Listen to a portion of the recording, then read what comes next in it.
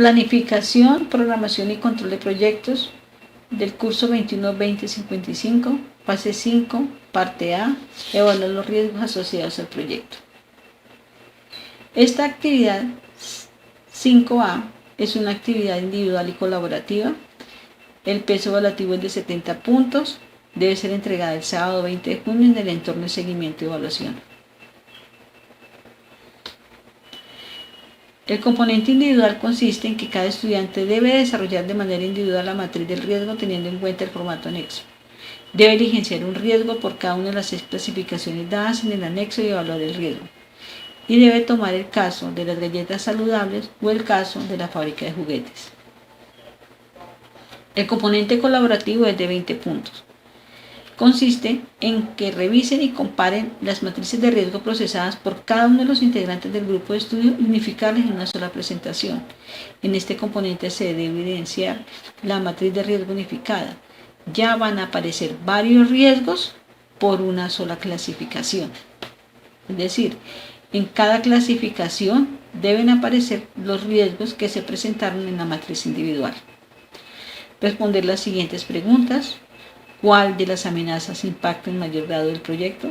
Planteen una acción de contingencia a través del cual disminuyen o eliminen el riesgo de mayor impacto que mencionaron en el punto anterior. ¿Qué puede pasar en la empresa si se desconoce el riesgo anterior? Genere las conclusiones de la actividad académica desarrollada. Entrega el informe final. En un solo documento y formato PDF y con la aplicación de las normas APA, consolidar los aportes individuales y colaborativos. Presentar un documento que contenga portada, donde se identifique el curso, grupo de integrantes que participaron en el desarrollo de la actividad, objetivos e introducción. Se debe evidenciar el desarrollo individual, presentar la matriz de riesgo de cada estudiante, donde se identifique el manejo de las variables, terminología y propuestas académicas, ver rúbrica. El desarrollo colaborativo se debe presentar la unificación de las matrices. En esa matriz se debe unificar con cada una de los aportes dados en la matriz individual. Desarrollo de los 3 interrogantes, conclusiones y referencias bibliográficas. Entregar en el entorno de evaluación. Bueno, ¿cómo se incorpora la gestión de riesgos a un proyecto?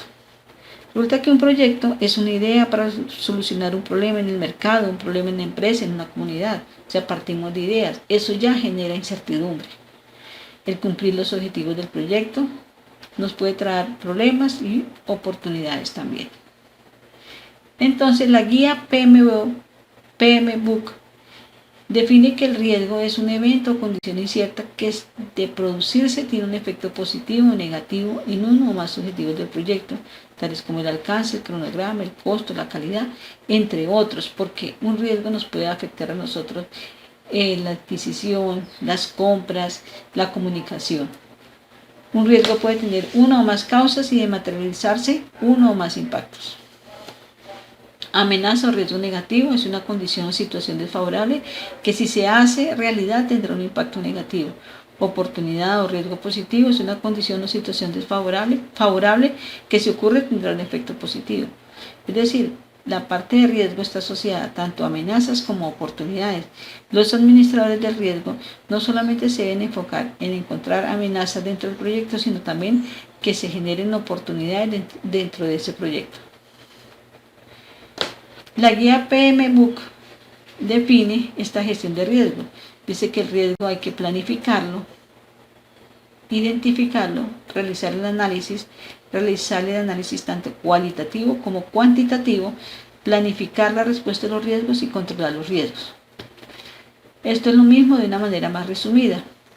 Planificación de los riesgos es la parte donde el director del proyecto, con los expertos en el proyecto, definen cómo van a realizar las actividades de la gestión del riesgo, las responsabilidades, cómo van a calificar los impactos, las probabilidades, definen todo el tema relacionado con el riesgo.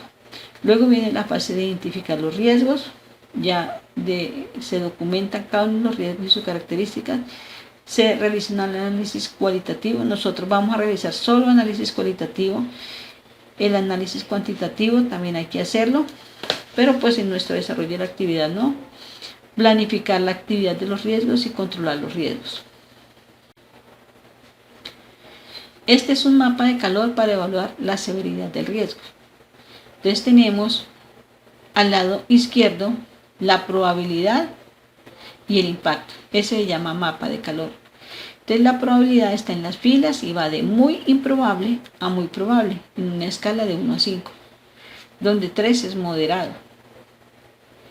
Y el impacto va de izquierda a derecha y el impacto son las columnas y es muy bajo o muy alto, o en otras palabras, insignificante o catastrófico. ¿Pero qué quiere decir muy probable? Entonces miramos en el cuadro de la derecha, dice que muy probable es la probabilidad de que se materialice el riesgo como muy alto, entre el 90 y el 100%. Existe una alta probabilidad del 90 al 100% que el riesgo se materialice, se haga realidad.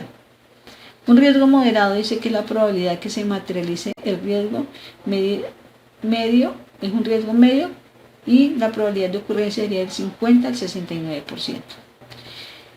Y un riesgo improbable es que el riesgo sea bajo y esté entre el 30 y el 40%. Estas escalas que están acá, cada director del proyecto las hace. La más utilizada es la escala de 5x5, o pueden utilizar escala de 3x3, o no ser igual las filas y las columnas, ¿sí? Un riesgo catastrófico es un riesgo muy alto cuya materialización influye directamente en las consecuencias de los objetivos del proyecto. Si el impacto es catastrófico, el proyecto puede fracasar. Es decir, la probabilidad me dice si la ocurrencia, o sea, la posibilidad de que ocurra, pero el impacto ya me va a decir la severidad, qué tan duro es el riesgo, qué tan alto puede afectar los objetivos del proyecto. Si miremos un ejemplo, por ejemplo, el 2 acá es un impacto calificado como bajo o como menor 2. Y si lo voy a analizar contra un riesgo moderado, contra una probabilidad moderada, entonces 3 por 2, 6. Tenemos acá 6. ¿Sí? En este caso, un riesgo catastrófico quiere decir que es un impacto muy alto y una probabilidad también muy alta, o sea, es muy probable que ocurra. Entonces, 5 acá por 5 acá me daría 25. La severidad es muy alta de este riesgo. Este mapa de calor lo que muestra es esta zona roja, donde es muy alto, está concentrado el riesgo, una zona que es un poco intermedia, y esta parte o moderada, y esta parte que es baja. Mirando nuestro anexo, entonces nosotros tenemos que definir un riesgo, ¿cierto? ¿Cuál sería la amenaza acá desde el punto de vista de la amenaza de un riesgo negativo? ¿Cuál es la consecuencia de ese riesgo?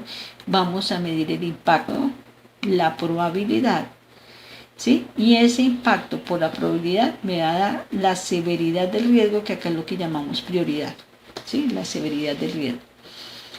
Este impacto pues tenemos que analizar la escala, como lo vimos, ¿sí? Ese impacto, pues miramos, tenemos que decir impacto alto, pero entonces pues tenemos que definir que para nosotros es 4, ¿sí? O que la probabilidad es moderada, entonces tenemos que definir que es un 3.